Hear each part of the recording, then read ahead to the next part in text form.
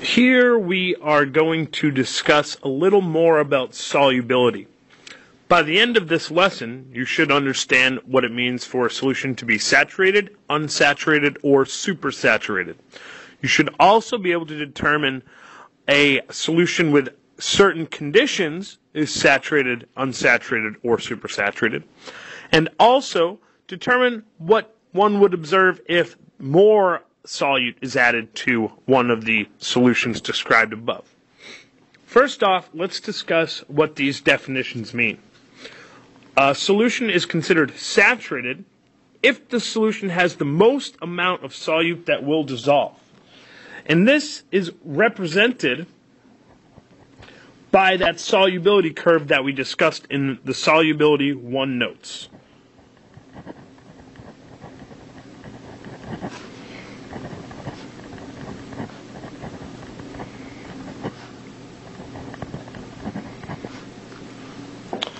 So, I like to think about the saturated solution like a classroom, where the desks are the solvent,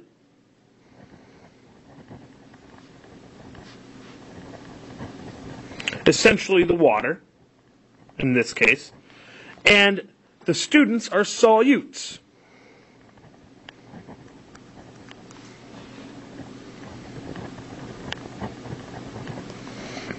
So, a saturated solution is like if in a class where every desk is full of students.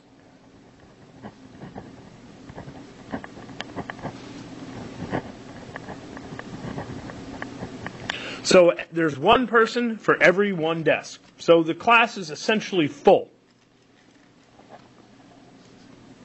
So if we add more solvent, if we add more solute,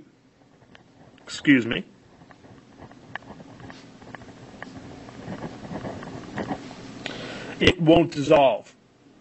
No more will dissolve. More solute.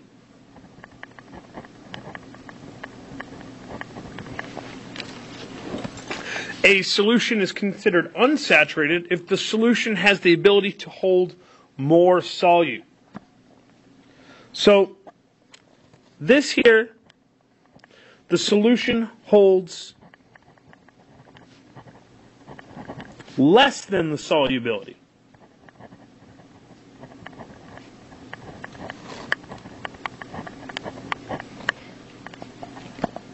And in the classroom example, this is in a class where there are empty desks.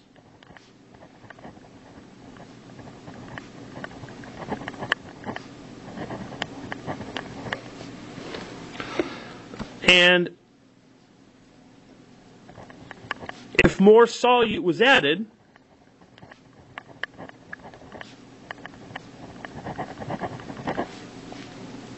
it will dissolve until it reaches the solubility.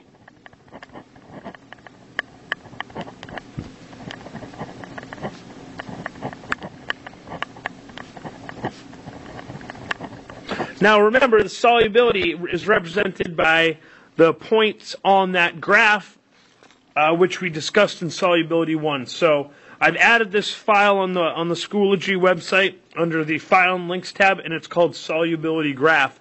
So you guys may want to bring that up.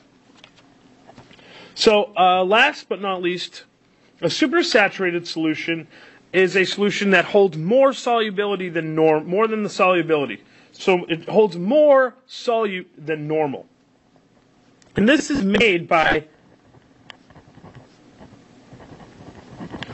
decreasing the temperature of a saturated solution.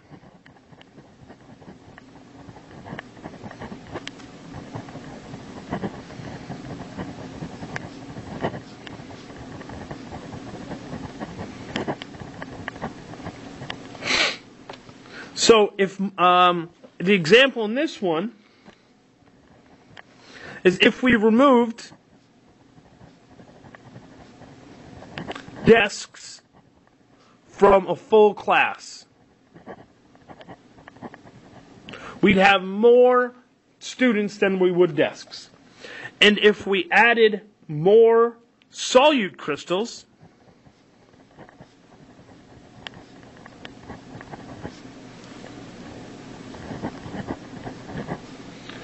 the solute will crystallize out of solution.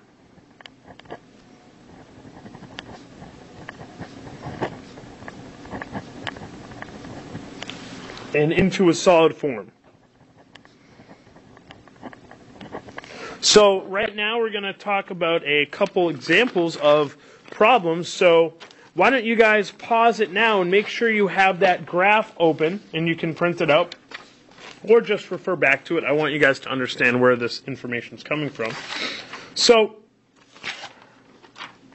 here's a couple examples. In 50 grams of water at 60 degrees Celsius, a solution has 20 grams of KCl dissolved. What type of solution is this? So we're going to need to see the solubility graph. It's very important that we have this out. So, and we can look at this point at 50 degrees Celsius for KCl, the solubility is 45 grams of KCl per 100 grams of water. This is also important to look at the units, as I said last time. So, and we have 50 grams of water. And that is equal to, remember, I get this point here from the graph. We get that from the solubility graph. Okay? We look at 50 degrees and we get that point from there.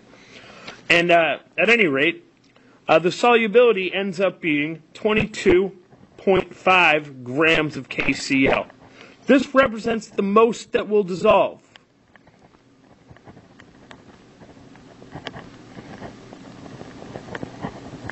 Essentially, this is the number of desks that we have in the classroom example. And we added 20 grams, so we want to compare. We have dissolved, or we have added 20 grams. And that's given in the problem. We can hold a maximum 22.5 grams. So I can hold more solute. My solution has less solute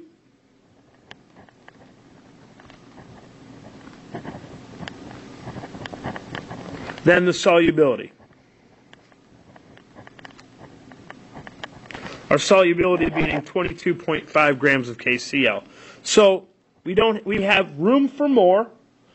We could actually hold 2.5 more grams, so we're an unsaturated solution. This next example, there's two parts. So we have 250 grams of water at 90 degrees Celsius. We're given that we have a saturated solution of KNO3. It's cooled until it reaches 40 degrees Celsius. So the first question is, what type of solution will this be in the end? So let's compare the two temperatures. At 90 degrees Celsius, my solubility is, and we look at our graph now at 90 degrees Celsius, and we can read that point, and it's 200 grams of KNO3 per 100 grams of water.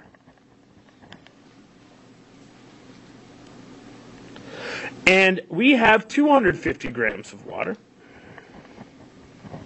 So in our solubility at 90 degrees Celsius and 250 grams of water, we can calculate that to be 2.5 times 200, which is 500 grams of KNO3. What we're doing is we're comparing that to a 40 degrees Celsius solution, and we want to figure out what the solubility is there.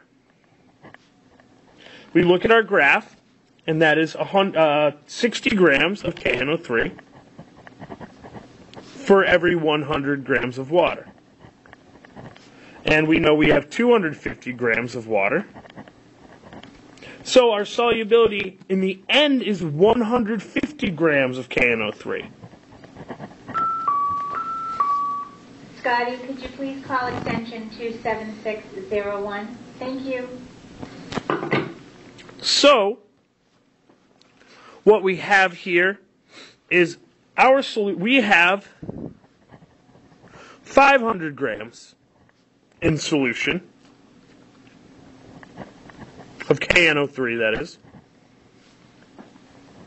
And the solution normally holds 150 grams of KNO3. So I have more than I can have under usual conditions, so my solution is supersaturated. So if I add a crystal of solute to that solution, my supersaturated solution will crystallize and precipitate. Precipitate meaning to form a solid. So, and I can figure out actually how much. I know that I have 500 grams of KNO3 in the solution, and I can only hold 150 grams of KNO3. So I can just subtract that and figure out that 350 grams of KNO3, potassium nitrate, will precipitate, meaning form a solid. So in this, 150 is what's still dissolved. I can hold a little less. So, sorry this went a little long, but that's okay. We've got to get good at these problems. We'll talk to you later, guys. Bye.